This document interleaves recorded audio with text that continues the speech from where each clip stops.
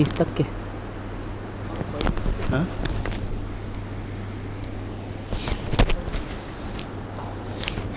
بسم اللہ الرحمن الرحیم. الحمد للہ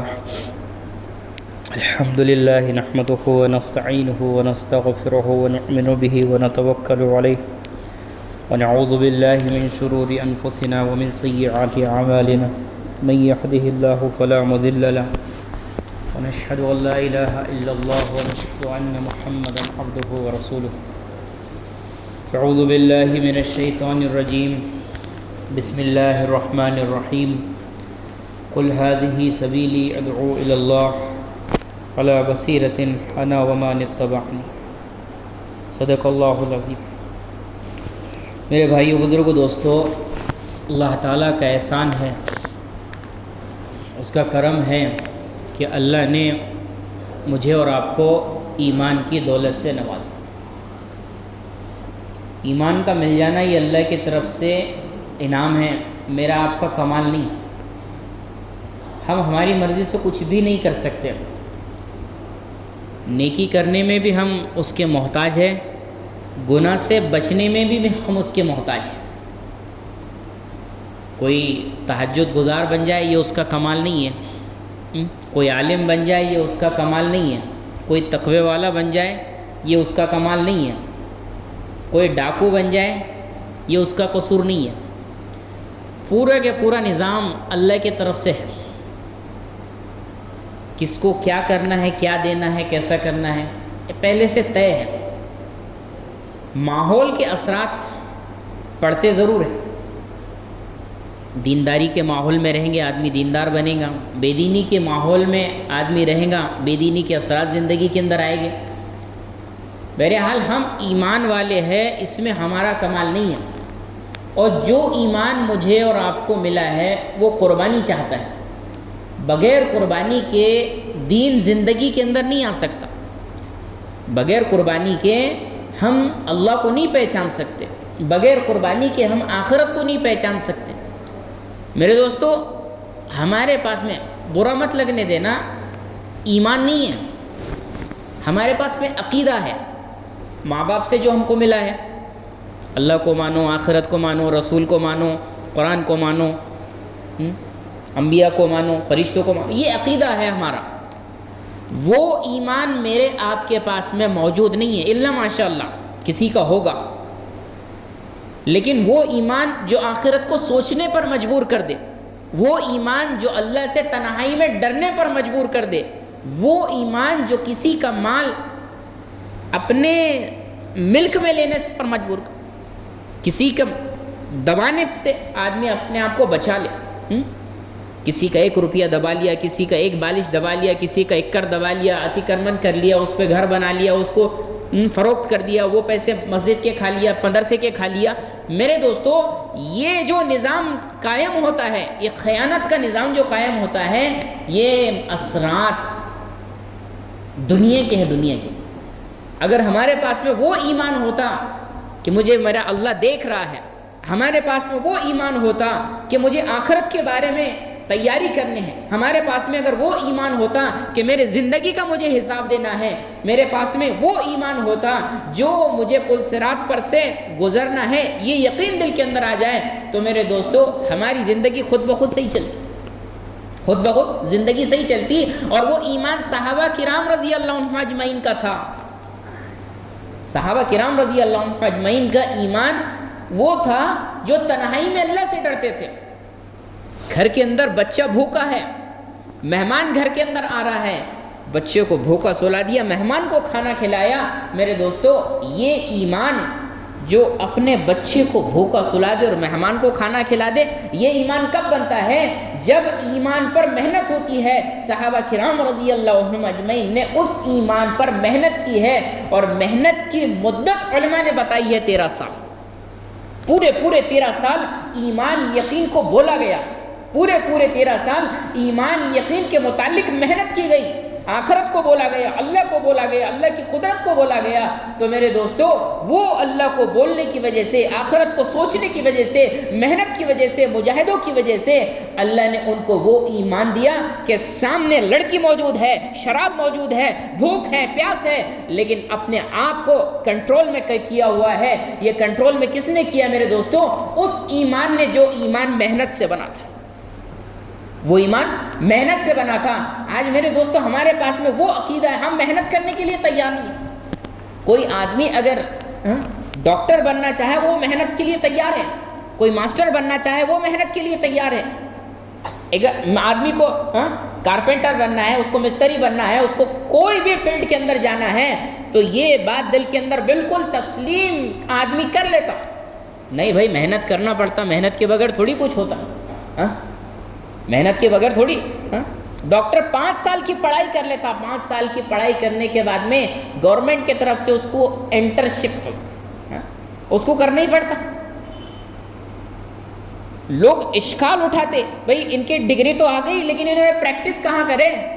تو میرے دوستو لوگوں کو بھی یہ سمجھتا کہ پریکٹس کے بغیر اس کو کچھ آئے گا نہیں، محنت کرے بغیر دنیا کی کوئی چیز آئے گی نہیں، تو پھر ایمان بغیر محنت کے کیسے مل جائے گا؟ اللہ بغیر محنت کے کیسے مل جائے گا؟ آخرت بغیر محنت کے کیسے مل جائے گی؟ یہ تو دنیا ہے، دنیا اللہ بغیر محنت کے بھی دے دے گا، محنت کے بھی دے دے گا، کیونکہ مقدر ہے۔ اللہ نے طے کر لیا کس کو بادشاہ بنانا ہے، کس کو فقیر بنانا ہے، کس کو بھوکا رکھنا ہے، کس کو بیمار رکھنا ہے، کس کو طاقتور بنانا ہے، کس کو خوبصورت بنانا ہے، کس کو بدصورت بنانا ہے، کس کو عقل مند بنانا ہے اور کس کو بے وقوف بنانا ہے، یہ اللہ نے پہلے طے کر چکا ہے۔ لیکن میرے دوستو اللہ ایمان پر محنت کروانا چاہتا ہے، ایمان پر محنت، اور اللہ نے قرآن کے اندر فرمایا ہے مفہوم جس کا کہ ہم انہیں ہدایت دیں گے جو ہمارے راستے میں مجاہدہ کریں گے۔ کس سے؟ ہمارے راستے میں، والذین جاہدوا فینا، ہمارے راستے کا مجاہدہ۔ میرے دوستو یہ قرآن سمجھ میں ہی نہیں آتا۔ قرآن کہہ رہا ہے کہ سچ بولو، سچ بولیں گے تو ہمارا نقصان ہو جائے گا۔ قرآن کہہ رہا ہے نماز پڑھو، نماز کو آئیں گے تو ہمارا نقصان ہو جائے گا۔ قرآن کہتا ہے تقوی پر آؤ، تقوی پر آئیں گے تو ہمارا گھر کیسے چلے گا؟ سارے کے سارے اشکالات میرے بھی دوستو، یہ اشکالات ہماری زندگی کے اندر داخل ہو رہے ہیں۔ یہ اشکالات داخل کیوں ہوئے؟ کہ ایمان پر محنت نہیں ہوئی ہے، ایمان پر محنت نہیں ہوئی ہے۔ اگر ایمان پر محنت نہیں ہوئی تو اللہ کی طاقت سمجھ میں نہیں آئے گی نا۔ ایمان پر اگر محنت نہیں ہے تو اللہ کے وعدے سمجھ میں نہیں آئیں گے۔ ایمان پر اگر محنت نہیں ہوئی تو اللہ کی قدرت سمجھ میں نہیں آئے گی۔ ایمان پر اگر محنت نہیں ہوئی تو جنت سمجھ میں نہیں آئے گی۔ ایمان پر اگر محنت نہیں ہوئی دوستو تو آخرت کیا چیز ہے یہ سمجھ میں نہیں آئے گی۔ دنیا سمجھ جائے گی، میرا پلاٹ سمجھ میں آ گیا، میری کھیتی سمجھ میں آ گئی، میرا دکان سمجھ میں آ گیا، لیکن آخرت کیا ہے؟ آخرت کو تو اللہ کے نبی کہہ رہے ہیں مفہوم جس کا کہ وہ کوڑے کی جگہ، کچرے کی جگہ، دنیا میں جو کچھ ہے اس سے بھی بہتر ہے۔ وہاں کا جنت کا ڈسٹ بن، کوڑا دان، کچرا دان جو بھی ہے، کم و بیش مفہوم اس کا اللہ کے نبی کی بشارت ہے کہ جنت کا کوڑا دان، کچرا دان جو بھی ہے، مفہوم جس کا دنیا اور دنیا میں جو کچھ ہے اس سے افضل ہے۔ تو میرے دوستو پھر جنت کیسی ہوگی؟ جنت کی حور کیسی ہوگی؟ جنت کی نعمتیں کیسی ہوگی؟ جنت کے پھل کیسے ہوں گے؟ اور وہ جنت الفردوس کیسی ہوگی؟ جنت الفردوس کیسی ہوگی؟ یہ تو جتنے جنت کو بیان کیا گیا ہے قرآن کے اندر، حدیثوں کے اندر، یہ تو وہ جنت ہے جو اللہ کے نبی صلی اللہ علیہ وسلم نے بیان کی ہے۔ اعلیٰ جنتی جو کہتے ہیں، VIP جس کو کہتے ہیں، اللہ کے نبی نے تو جبریل علیہ السلام نے، کئی نبیوں نے، کہ ان کے لیے ایسی جنت تیار کی ہے جو نہ کسی نبی نے دیکھی ہے، نہ کسی فرشتے نے دیکھی ہے، نہ کسی کے دل میں اس کا وہم و گمان گزرا ہے کہ ہم کیا دیں گے۔ میرے دوستو وہ چیز محنت پر ملتی ہے، محنت پر، اور محنت کرنے کے لیے ہم تیار ہیں، لیکن وہ محنت جو محنت فنا ہونے والی ہے، اس محنت پر میں آپ سب لبیک کہہ چکے ہیں، کیونکہ اس محنت سے ایک چیز ہم کو ملے گی اور وہ چیز ہے پیسہ۔ دنیا کی جو محنت میں آپ اس میں لگے ہیں نا، میں بھی اس میں شامل ہوں، ایک ڈاکٹر شامل ہے، ایک انجینئر شامل ہے، ایک وکیل شامل ہے، ایک کاشتکار شامل ہے، ایک دکاندار شامل ہے، کارپینٹر شامل ہے، تو وہ محنت کر رہا ہے، اس محنت کا نچوڑ پیسہ ہے۔ میرے دوستو، پیسے کا یقین دل کے اندر آیا ہے کہ پیسہ اگر ملے گا تو سب کچھ مسئلہ حل ہوگا، اور پیسہ اگر نہیں تو کچھ نہیں۔ اور یہ ذہن ہم کو ماں باپ نے دیا ہے، یہ ذہن ہم کو استاد نے دیا ہے، یہ ذہن ہم کو آج کے ماحول نے دیا ہے، یہ ذہن ہم کو اسکول کالج نے دیا ہے کہ پیسہ ہے تو سب کچھ ہے اور پیسہ نہیں ہے تو کچھ نہیں ہے۔ اب یہ یقین بن گیا میرے دوستو، جب پیسہ ہے تو سب کچھ ہے، تو اس پیسے کو بنیاد بنا کر سفر ہوا ہے۔ پیسہ ہے تو سب کچھ ہے، تو اب یہ پیسہ آیا، اس کی آڑ میں نماز آئی، نماز چھوڑ دیا۔ پیسہ آیا، اس کے آڑ میں تقویٰ آیا، تقویٰ چھوڑ دیا۔ سنت آئی، سنت کو ذبح کر دیا۔ سچ آیا، سچ کو ٹھکرا دیا۔ میرے دوستو، یہ پیسوں کی بنیاد کو سفر کرنے والا کسی چیز کو نہیں گنتا۔ اور پیسہ اگر دل کا یقین بن گیا کہ پیسہ سب کچھ ہے، تو میرے دوستو بتاؤ پیسے والے ذلیل کیوں ہوتے ہیں؟ اگر پیسہ سب کچھ ہے تو بیماروں کو شفا کیوں نہیں ملتی؟ کیوں ہاسپٹل کے اندر سے لاش لے کر آتے ہیں؟ ابھی ایک مرتضی پور کا ایک ڈاکٹر مرا، 1.5 لاکھ روپے روزانہ لگ رہا تھا اس کو، 1.5 لاکھ روپے روزانہ۔ اتنا پیسہ لگانے کے بعد بھی ہاتھ میں لاش ہی آئی۔ اگر پیسہ تھا تو زندگی کہاں چلی گئی؟ پیسہ تھا تو بیماری کیوں آ گئی؟ پیسہ تھا تو ذلت کیوں مل گئی؟ پیسہ تھا تو میرے دوستو یہ کامیابی سے ناکامی پر کیوں آ گیا؟ میرے دوستو یہ سچ نہیں ہے۔ اس دنیا کا سب سے بڑا سچ ہے کہ اللہ سب کچھ کرتا ہے، لیکن اس کو بولنے والے کم ہو گئے، اس لیے اس کا یقین دل سے رخصت ہو گیا، اس کا یقین دل سے رخصت ہو گیا۔ اور یہ بات کہ پیسہ سب کچھ کرتا ہے، یہ اس کائنات کا سب سے بڑا جھوٹ ہے، لیکن اس کو بولنے والے سب کچھ ہو۔ اس کو بولنے والے، ایک رکشے والا اس کو بولنے کے لیے تیار، ایک ڈاکٹر اس کو بولنے کے لیے تیار، ایک ماسٹر اس کو بولنے کے لیے تیار، ایک انجینئر اس کو بولنے کے لیے تیار کہ پیسہ ہے تو سب کچھ ہے۔ میرے دوستو ساری دنیا نے اس پر آمین کہہ دیا کہ بے شک پیسہ ہے تو سب کچھ ہے۔ میرے دوستو یہ کائنات کا نظام، یہ کائنات کا نظام، اللہ جس کو کامیاب کرے گا وہ پیسے کی بنیاد پر کامیاب نہیں کرے گا، اللہ بنیاد دیکھتا ہے تقویٰ۔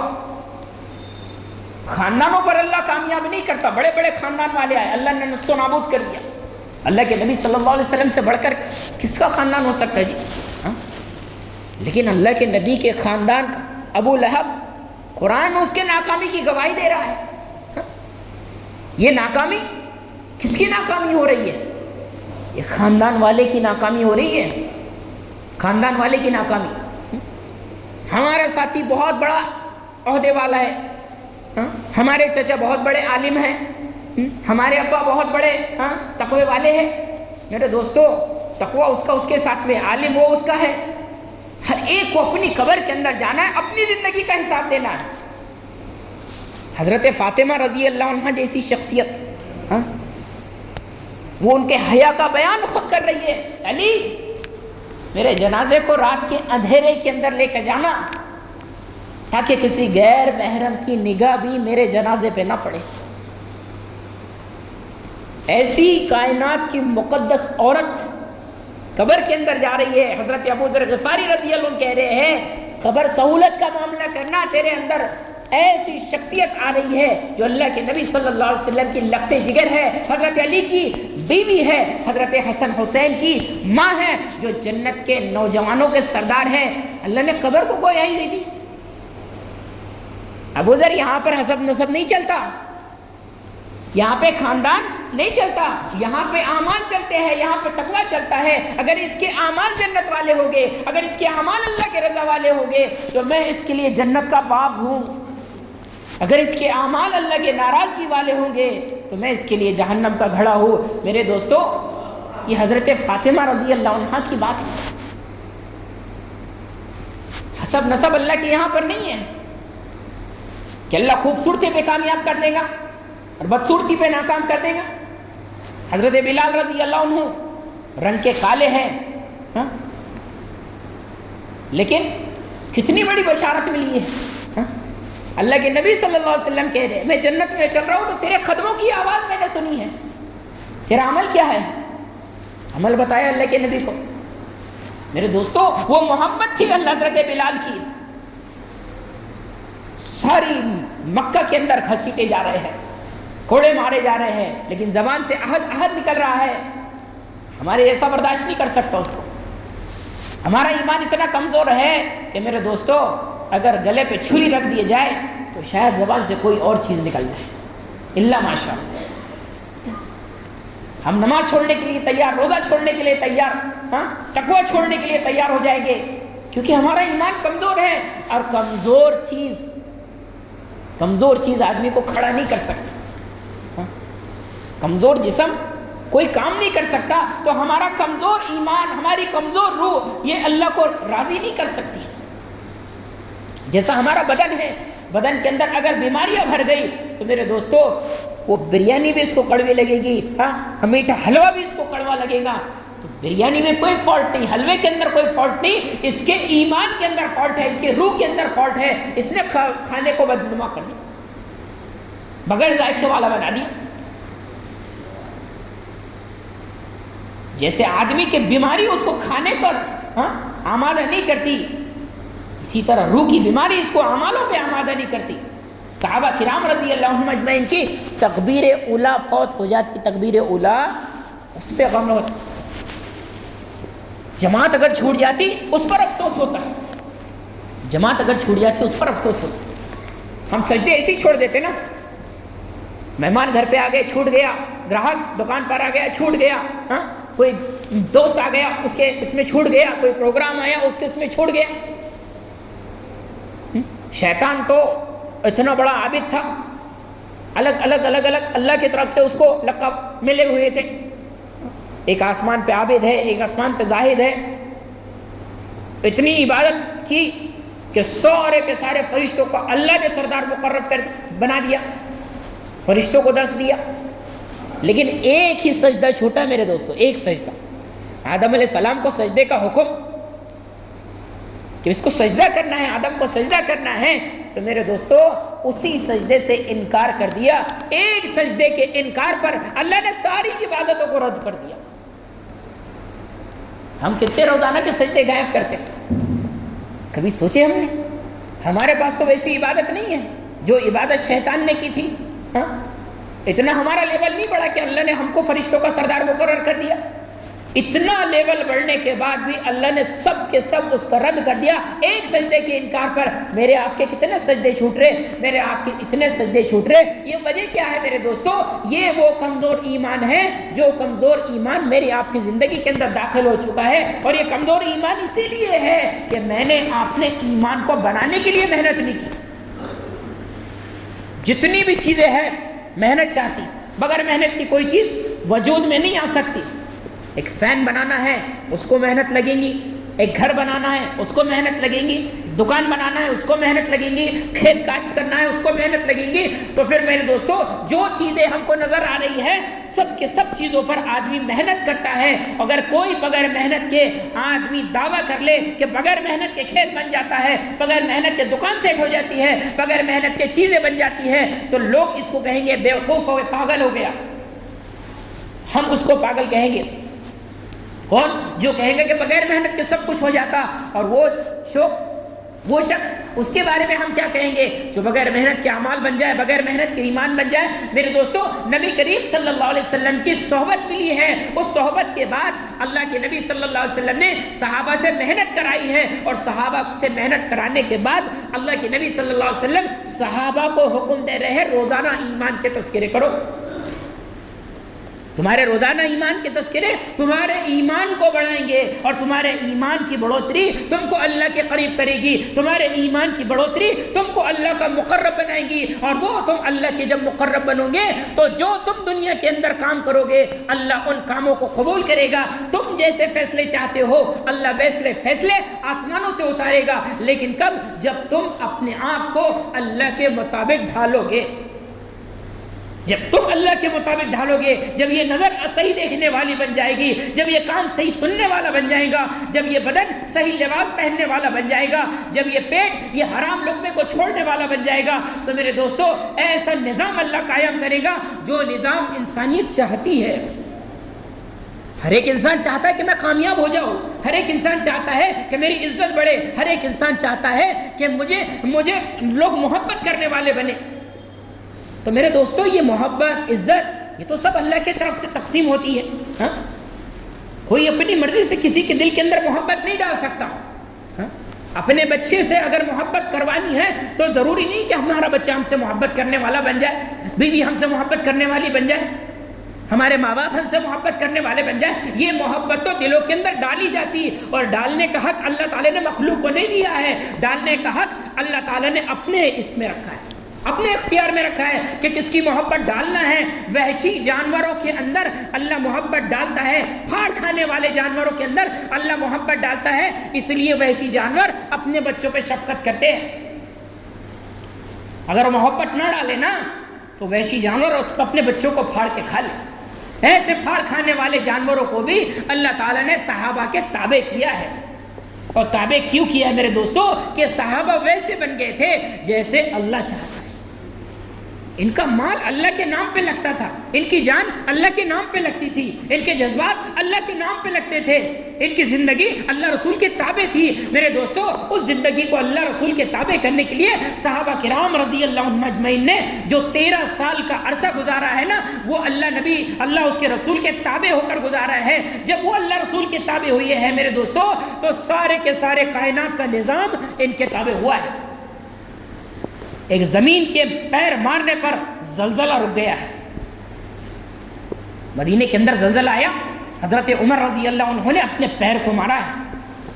کیوں ہل رہی ہے؟ تیرے پر ابھی عدل کرنے والا باقی ہے. وہ ہلنے والی زمین رک گئی میرے دوستو. کہ جس کے قدم سے اللہ زمین کو روک دے، جس کے قدم سے اللہ زمین کو روک دے، کیا حیثیت والا ہوگا انسان، کیا رتبے والا ہوگا، کیا مقام والا ہوگا. جب مصر کا علاقہ فتح ہوا، وہاں کا ایک رواج تھا، ہر سال ایک جوان لڑکی زیوروں سے سجا کر وہ دریا کے اندر ڈالی جاتی تو دریا بہتا. مصر فتح ہوا، وہاں کے گورنر دیکھا کہ یہ تو اسلام کے خلاف ماجرا ہے، کہا کہ یہ ہم اس کی اجازت نہیں دے سکتے، تم کو کسی کی جان لینے کی اجازت اسلام نہیں دیتا. کہا کہ اگر ہم یہ عمل نہ کریں تو یہ دریا خشک ہو جائے گا، اگر یہ دریا خشک ہو گیا تو ہماری زمینیں خشک ہو جائیں گی، ہمارے زمینیں بنجر پڑ جائے گی. حضرت عمر کو خط لکھا گیا، پورا وہاں کا ماجرا بتایا گیا.